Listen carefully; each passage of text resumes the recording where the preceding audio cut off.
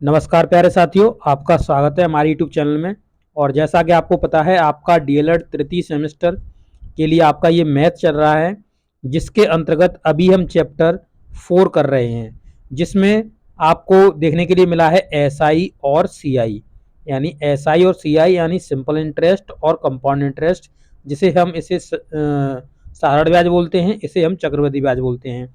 जिसके अंतर्गत मैंने आपके जो सीआई है, इसके मैंने सभी कॉन्सेप्ट करा दिए हैं और आपको इसके सभी एग्जाम्पल्स को समझा दिया है। ये दोनों कंप्लीट हो चुका है। इसके बाद एसआई में आपके सभी कॉन्सेप्ट हो चुके हैं, सभी आपके एग्जाम्पल्स हो चुके हैं। अब यहाँ एक्सरसाइज के क्वेश्चंस आपके चल रहे हैं, जिसके अंतर्गत अब इस वीडियो के अंतर्गत हम देखने जा रहे हैं क्वेश्चन नंबर 18। यानी इससे पहले जितने भी क्वेश्चंस थे, उनके सभी के डिटेल में सॉल्यूशंस मैंने आपको समझा दिए हैं। तो आज क्वेश्चन नंबर 18 पर हम प्रोसीड कर रहे हैं। तो वीडियो में अंत तक बने रहिए ताकि आपके सभी कॉन्सेप्ट क्लियर हो पाएँ और जितने भी क्वेश्चंस हैं उन्हें आप आसानी से देख पाएँ और अच्छे से इसे लिख करके खुद सॉल्व करना सीख पाएँ। तो चलिए क्वेश्चन नंबर 18 देख लेते हैं। देखिए क्वेश्चन नंबर 18 में क्या कहा हुआ है। कह रहा है कि 716 रुपए का ब्याज 716 रुपए ब्याज पर उधार दिया गया। यानी ये आपका क्या है, ये आपका मूलधन है, इसे हमने किसी को उधार दिया। 3 वर्ष और 9 माह के बाद, यानी 3 वर्ष और 9 महीने जब हो गए, तो हमें जो ब्याज के रूप में अमाउंट मिला है, वो हमें 134.25 रुपए मिला है। तो बताइए कि ब्याज की जो दर थी वो क्या थी। इस तरीके से आपका क्वेश्चन आएगा। इसके बाद आपको जब लिखना है, वो किस तरीके से लिखना है, देखिए मैंने यहाँ पे आपको डिटेल में समझाया हुआ है। वैसे में से ऐसे ही करा देता, आपको लिखने की हमें जरूरत भी नहीं थी, बट आपको वहां पे लिखना है, इसलिए मैं आपको यहाँ पे समझा रहा हूँ। देखिए आपको पहले सॉल्यूशन डालना है, उसके बाद लिखना है दिया गया है मूलधन बराबर इतना रुपए, समय बराबर 3 माह, 3 वर्ष 9 माह, जिसे हमने सही कर लिया है।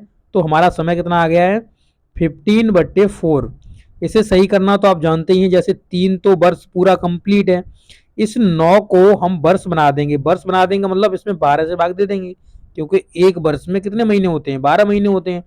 अब इसे हम 3 से काट देंगे तो 3 3 9, और इसे 4 से काट देंगे, मतलब 3 से ही काट देंगे, 3 4 12 हो जाएगा, और 3 4 12, 12 और 3 15, तो 15 बट्टे कितना हो गया, 4 हो गया। तो इसी प्रकार से हमने 15/4 यहाँ पे लिखा हुआ है। आशा करते हैं आपको समझ में आ गया होगा। यहाँ पर देखिए आपसे दर पूछी हुई है कि दर कितनी होगी, बस आप साधारण ब्याज का सूत्र लगा दीजिए, आपका दर निकल जाएगा। तो देखिए यहाँ पर साधारण ब्याज बराबर क्या होता है, मूलधन गुणा में दर गुणा में समय बट्टे में 100। जब आप इस फॉर्मूले को कॉपी में लिख रहे हो, तो आप इस तरीके से देखिए, इस तरीके से एक कोष्टक में बंद करके आना, क्योंकि जब आप कोष्टक में बंद करके आओगे तो जो एग्जामिनर होगा, जो चेक करेगा आपकी कॉपी, उसका ध्यान यहीं पर जाएगा और वो देखेगा कि बच्चे ने फॉर्मूला सही लिखा है, इसने सही फिट किया होगा, सही लगाया होगा, तो हम इसे नंबर दे देते हैं। तो इसके बाद आपका आंसर दिखता है सीधा, इसके बाद आपको पूरे पूरे नंबर दे देगा वो। अब देखिए यहाँ पर आपका जो साधारण ब्याज है वो हमने लिख दिया, यहाँ पर मूलधन जो हमारे पास था लिख दिया हमने, पास जो समय था लिख दिया हमने, गुणा में आर, गुणा में 1/100 हमने क्यों लिखा है, क्योंकि फॉर्मूले में बट्टे में 100 होता है, इसलिए वही 100 हमने यहाँ पे लिखा हुआ है। इससे आप कंफ्यूज मत होना, क्योंकि मैंने इसे सबको मल्टीपल में लिखा है, टोटल बट्टे में नहीं लिखा है मैंने इसको। क्यों बट्टे में नहीं लिखा है, क्योंकि यहाँ 15/4 था इसलिए। ओके, अब देखेंगे यहाँ से हमें आर निकालना है, तो हम इस आर को इधर ही रहने देंगे और जो भी इधर कैंडिडेट्स हैं उनको दूसरी साइड पे भेज देंगे। तो देखिए यहाँ 100 क्या कर रहा है, भाग दे रहा है, तो उधर जाके मल्टीपल करेगा। तो देखिए इधर मल्टीपल कर रहा है, यहाँ 4 भाग दे रहा था, तो उधर जाके क्या करेगा, मल्टीपल करेगा, तो मल्टीपल कर रहा है। इसके बाद यहाँ पर ये मल्टीपल कर रहा था, ये भी मल्टीपल कर रहा था, तो उधर जाके भाग देने लगेंगे। तो देखिए यहाँ पर 716 और 15 यहाँ क्या कर रहे हैं, ये यहाँ पे भाग दे रही हैं। तो इस तरीके से हमने इनको पक्षांतर कर लिया है। अब देखेंगे इसमें हम अब बारी बारी से इनका सॉल्यूशन करेंगे। तो देखिए अब देखिए यहाँ पर हमने क्या किया हुआ है, इस आप देख रहे होंगे ये 4 जो है, 4 से हमने 716 को काट दिया, तो ये कट गया 179 बार आपका, ठीक है, 179 बार कट गया। अब हमने क्या करा है, नेक्स्ट स्टेप में देखिए इस 15 से हमने इसको काट दिया है। जब हमने इसको काटा हुआ है तो हमारा ये गया है कितने बार, 895 बार गया है, ठीक है, 895 बार गया है। अब 895 यहाँ ये 5 नहीं है। अब देखिए 895 बार गया है और 779 से हमने जब 895 काटे तो ये 5 टाइम्स कट जाएंगे, यानी आर का वैल्यू हमारा आ जाएगा 5%। तो इस तरीके से आप इस क्वेश्चन को समझ सकते हैं। अब नेक्स्ट क्वेश्चन की तरफ प्रोसीड करेंगे। तो देखिए नेक्स्ट क्वेश्चन हमारा क्या कह रहा है हमसे, देख लेते हैं। तो देखिए कहा हुआ है 19वां क्वेश्चन कि 424 रुपए हैं, 5 वर्ष का समय है और इसमें ये कितने हो जा रहे हैं, तो 88.4 रुपए हमें ब्याज दे रहे हैं।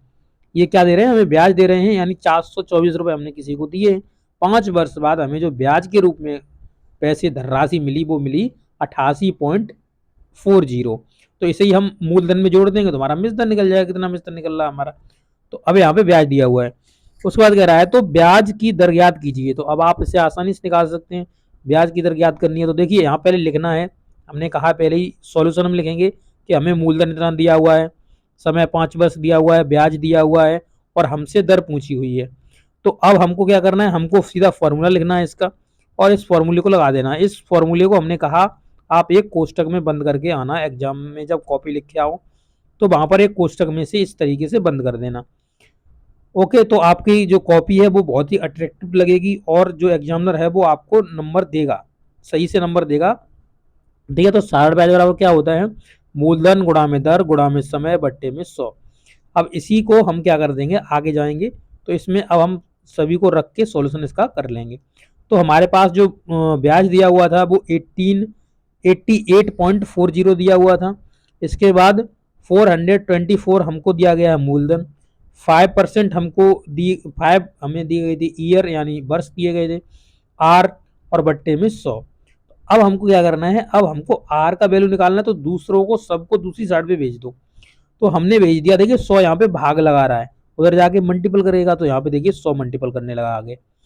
इधर ये दोनों भाग लगा रहे थे, 424 भी भाग लगा रहा था, 5 भी भाग लगा रहा था, वो नो सॉरी यहाँ मल्टीपल कर रहे थे, उधर जाके भाग लगाएंगे।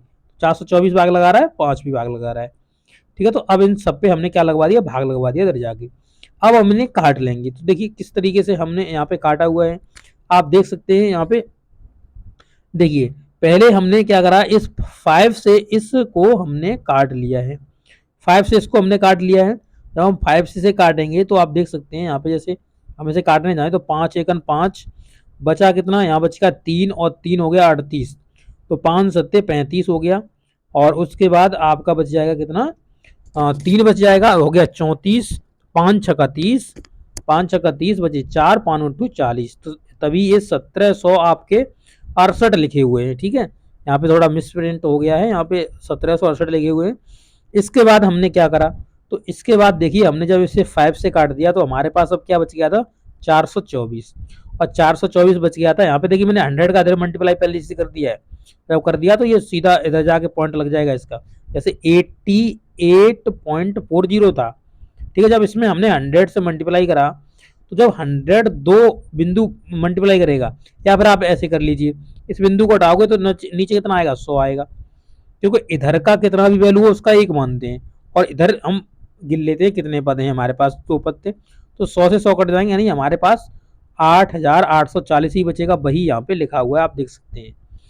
इसके बाद हमने काटा, इसके बाद इसे हमने क्या करा, 4 से काट लिया, इसे 4 से काट लिया, इसे 4 से काट लिया।